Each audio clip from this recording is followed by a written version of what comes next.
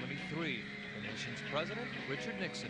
The rock group The Beatles had now broken up. It was also a year outer space met planet Earth. I know all kinds of people who claim to have seen them. Some of them are very legitimate, and some of them I think are just having fun. Unidentified flying objects, or UFO sightings, reached a record number that year, being called in from Key West to Seattle. All sightings were listened to, but most were disregarded as a hoax or an explainable happening. But two Pascagoula shipyard workers in October of that year managed to grab and hold on to the nation's attention in an incident that would come to be known as the Pascagoula UFO incident. Steve Dickerson was one of the reporters covering the story, which began near the East Pascagoula Bridge. They were sitting on the bank fishing, okay? They worked together, and one of them was older than the other, and the other boy was kind of like a son to him, and they were sitting there drinking a couple of beers and fishing one evening in Pascagoula, and all of a sudden they heard this funny noise, and then this light was around them.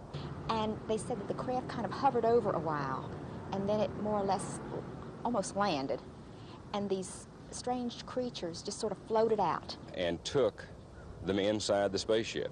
And then they believed that they were apparently examined. Under some type of eye or light. And then the next thing he knew, he was back outside again. He doesn't have any idea how long it was that he was inside, because time was pretty much suspended. Directly after the alleged happening, Charles Hickson and Calvin Parker drove to the Mississippi Press newsroom to share their story with a reporter.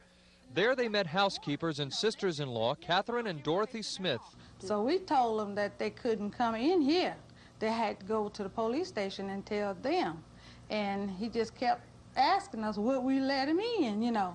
And he didn't seem like he had seen nothing, because he seemed calm. He didn't seem frightened. Because if I'd have seen something, I bet the same expression what he had on his face wouldn't have been on mine. I think they'd had a drink. That's just what I think about him. The pair did go to the Jackson County Sheriff's Office. Fred Diamond was the county sheriff at the time. We questioned them at length, and then we left the room and recorded all the conversation they had. The hidden tape recorder was planted in the room basically to see if the two were making up the whole story. That after being questioned separately and both of their stories matching. This recording actually became one of the most powerful pieces of evidence that later made this one of the most credible UFO sightings ever. This is, I like had a heart attack tonight. Well, I know. How come one damage and died? It scared me to death too, something. Jesus Christ. What's so damn bad back there, nobody believed it. That's what I thought I had been through enough of hell on this earth, and now I gotta go through something like this, see? After being questioned by police, the two men underwent a battery of tests by experts in every field, from radiology to psychoanalysis to hypnosis.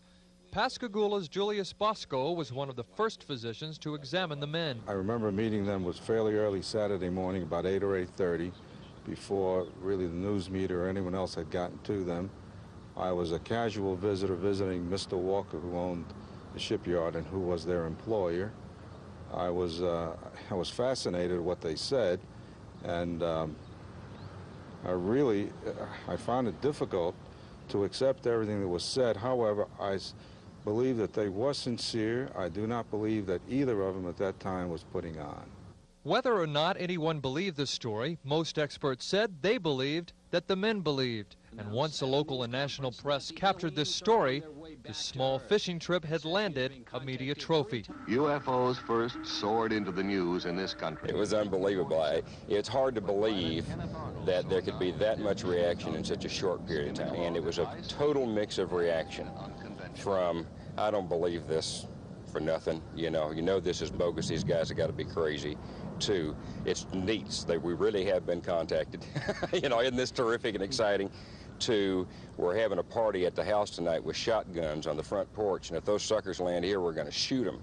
Even the government was not immune. That year, the Ocean Springs City Council introduced a resolution making UFO landings within city limits illegal.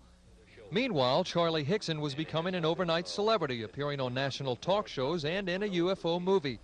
The public responded with tens of thousands of letters that still arrive daily, even the ones addressed to Charlie Hickson, the man who had the flying saucer experience in 1973, still make it to Hickson's Gaucher home. But while Charlie Hickson showered in the spotlight, his fishing buddy, Calvin Parker, went into seclusion, moving out of state, some say to be treated for severe mental stress.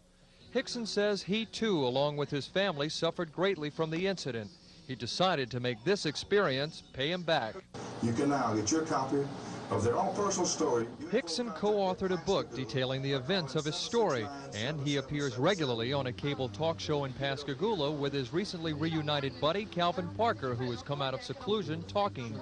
The two have big plans for the future. We could see it as a vehicle. As a matter of fact, we've had so much response to it that we've had some independent television stations already contacts about the possibility of putting together a syndicated series. Promoters are hoping new evidence from the past will help pave their future. Hickson says he has had several additional encounters since the original event and is almost ready to tell the world about them, all of which are connected to that one fishing trip back in October of 1973. Today, the site of the alleged happening looks a bit different. A new company has bought the property. Many years have passed. But this story still remains very much alive through local folklore and through the two individuals who are the only ones alive who can say whether this incident really happened. I'm Mark Mullen reporting for In Depth.